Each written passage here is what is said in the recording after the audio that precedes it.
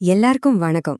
இன்னைக்கு நாம ஸ்ரீமத் சுவாமி சித்பாவானந்தரோட தினசரி தியானம் புத்தகத்திலிருந்து ஒரு ரொம்பவே சக்தி வாய்ந்த கருத்தை பத்தி பார்க்க போறோம். அதுதான் வித்து. அதாவது ஒரு சின்ன விதை அது எப்படி நம்ம யதார்த்தத்தையே உருவாக்குதுங்கிறத பத்தி தான் இந்த ஆய்வு நமக்கு விளக்க போகுது. வாங்க, இந்த சிந்தனையோட சக்திக்குள்ள நாமளும் சேர்ந்து பயணிக்கலாம். முதல்ல இந்த ஒரு கேள்வியோட ஆரம்பிக்கலாம். நீங்க என்ன நினைக்கிறீங்க? உங்க மனசுல வர்ற எண்ணங்களுக்கும் நீங்க வாழ்ந்துட்டு இருக்கிற இந்த உலகத்துக்கும் உண்மையிலேயே ஏதாவது தொடர்பு இருக்குதா? இந்த ஆய்வு இந்த கேள்விக்கு ஒரு ஆச்சரியமான பதில தருது. சரி, முதல்ல இந்த தியானத்தோட தொடக்கத்துல வர்ற ஒரு அற்புதமான பிரார்த்தனையோட ஆரம்பிக்கலாம். இது நாம பேச போற முழு விஷயத்துக்கும் ஒரு சரியான மனநிலைய நமக்கு கொடுக்கும். நாம என்ன நினைக்கிறோமோ அத அப்படியே கொடுக்கக்கூடிய அந்த நுட்பமான சக்திய நான் எப்பவுமே நினைச்சுட்டு இருக்கணும். யோசிச்சு பாருங்க, இந்த ஒரு பிரார்த்தனையே எவ்வளவு பவர்ஃபுல்லா இருக்கு. ஆரம்பத்திலே நம்ம எண்ணத்துக்கும் அது நிஜமாறத்துக்கும் இருக்கிற அந்த ஆழமான தொடர்பை இது சுட்டிக்காட்டுது. இப்ப இந்த ஆய்வோட மைய கருத்துக்கு வருவோம். நம்ம யதார்த்தத்தோட மூலமா நம்ம மனசை எப்படி பார்க்கணுங்கிறத இது ரொம்ப அழகா விளக்குது. இங்க வித்து அப்படின்னா விதை.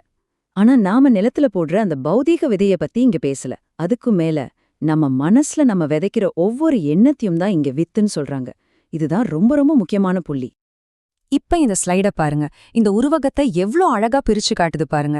இடது பக்கம் உள்ளுலகம், அங்க விதை இருக்கு, அதாவது நம்ம எண்ணம் இருக்கு. வலது பக்கம் வெளியுலகம், அங்க அந்த விதை மரமா மாறுது, அந்த எண்ணம் ஒரு விளைவா மாறுது.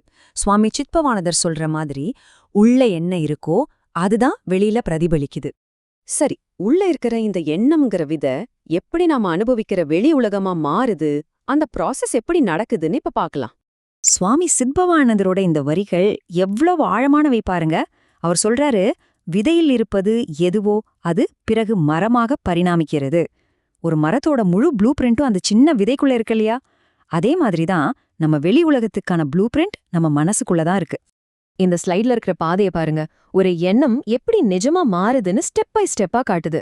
முதப்படி ஒரு எண்ணம் மனசுல விதைக்கப்படுது. அப்புறம் அது ஒரு செடி மாதிரி வேர்விடுது. கடைசியா 3வது படியில அது நம்ம அனுபவங்களா, நம்ம இன்ப துன்பங்களா வெளியில வருது. இது ஒரு நேரடி பயணம். இதுதாங்க விஷயமே. நம்ம மனசுல இல்லாத ஒண்ண நம்ம வெளி உலகத்துல நம்மளால பார்க்கவோ இல்ல அனுபவிக்கவோ முடியாது. அப்படின்னா என்ன அர்த்தம்? நம்ம யதார்த்தத்தை நாம எப்படி பார்க்கறோங்கிறது நம்ம மனசோட உள்ளடக்கத்தால தான் தீர்மானிக்கப்படுது. இவ்ளோ நேரம் இது எப்படி வேலை செய்யுதுன்னு பார்த்தோம்.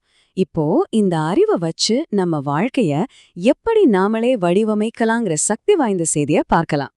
இப்ப உங்ககிட்ட ஒரு நேரடியான கேள்வி.